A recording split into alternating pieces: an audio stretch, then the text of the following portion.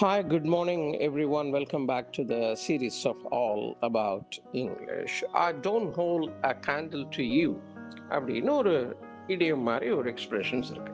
இது என்ன அப்படின்னா, உனக்கு நான் தகுதி கிடையாது, உன் அளவுக்கு நான் ஸ்கில் கிடையாது அப்படின்னு அர்த்தம்.